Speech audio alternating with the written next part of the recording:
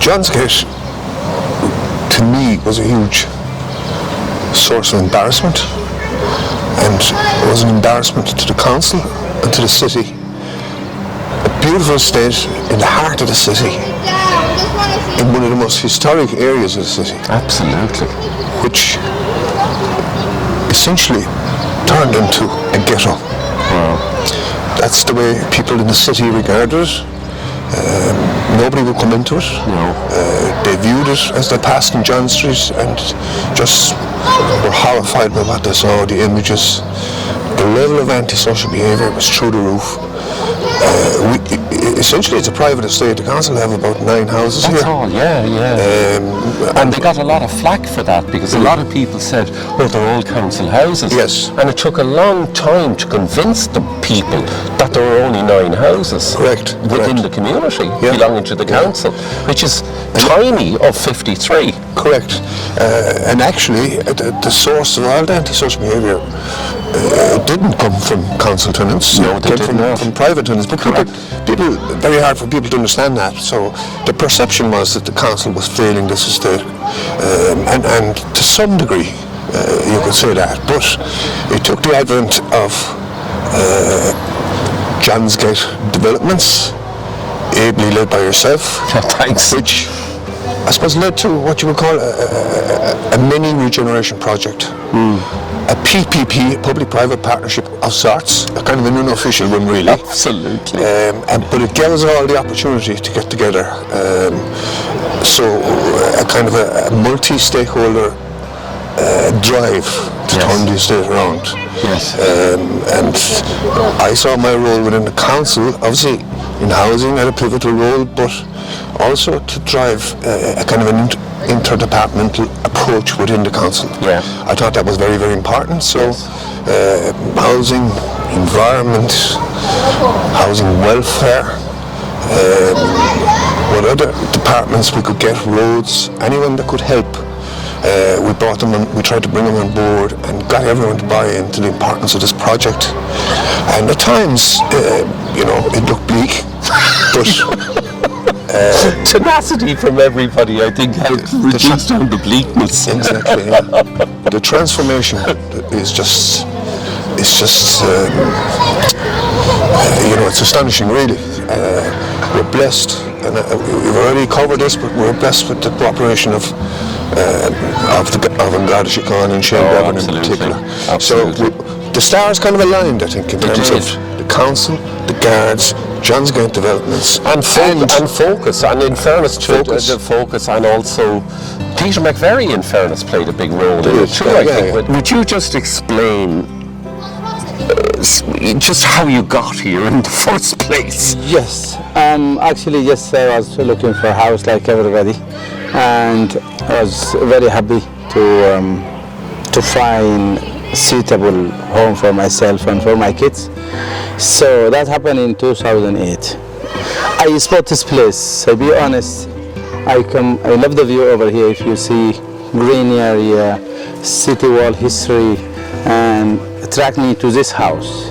So yeah, I bought the house and everything was smooth and nice until the issue of social behavior started, broken windows, throwing egg to my house, and I feel not safe, especially my wife, she's working and I'm working. So sometimes the kids must stay by themselves for time, We're worried about if something happened to them. In relation to one of the single biggest change you've seen in your life and in the community, what would you say that is? Neighbors, I got a lot of support from neighbors, a lot of support. I feel like they are my friend from long times. Well, that is... We belong to each other and we work together to make it clean. I was even in cold weather. No, and how can we, for you as a person, how do you feel that a community could help you maybe more than what it is? No, it's just great. I know, in fact, people up Grattan Street and all, people say hello to you. People like the fact that that you're there, they like that you're working. It's great. And I suppose if we can meet each other the odd time during the summer or during the winter, all of us together, that might help, you know. Right, my job is, my task is to remove loose litter and lightweight illegal dumping. Now I have this kind of a barrow affair, and I was filling that time and time again every day. And now what with this change and various other situations, my workload has been reduced to a sensible level, a level fair to the area and a level fair to the individuals that live here. And you were in number 13, which is just over there. Yeah. Why did you, was there any reason as to why you moved out, or did you just decide you were moving out? No, the landlord just sold up. The landlord sold up? Yeah. And that was the end of it? That was the end of it. And when you were living here at the time, was there antisocial activity, or was it all good when you were here? It was awful. It was terrible. There was a lot of antisocial behaviour. There was more traffic coming in and out of here than Shannon Airport.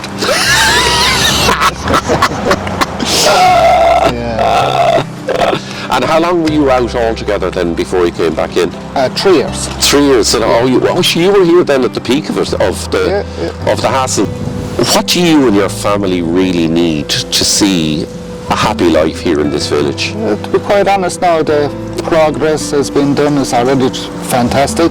Just keep on top of whatever you're doing. And I think the allotments is a great idea. The allotments is brilliant. The other thing that we'll have is, because we have to think of integrating these people into our community, are from very different cultures and stuff. So how do you do that? How do you do that without knocking someone on the door and saying, come out and play as an adult? You get them out to do something, to be tipping away, to learn, to work. Right. Which would be fine. Not everybody's interested in that, and we have to accommodate for that too. Yeah, so I agree. The women's shed, yes. The men's shed, yes. The local forest walk, the weekly forest walk with the children. Yeah. These are things, you know, that have to be like established. Yeah. We need resources within JOHNSGATE, so we can actually, as a community of X number of houses, that we'll have a community resort. At this stage, JOHNSGATE was, there's been a sea change really, just in the infrastructure and in the problems that we were experiencing. At that time there was huge antisocial behaviour issues. There was a significant organised crime element in the area, and a lot of the ordinary everyday residents down here were really under the caution, under considerable pressure.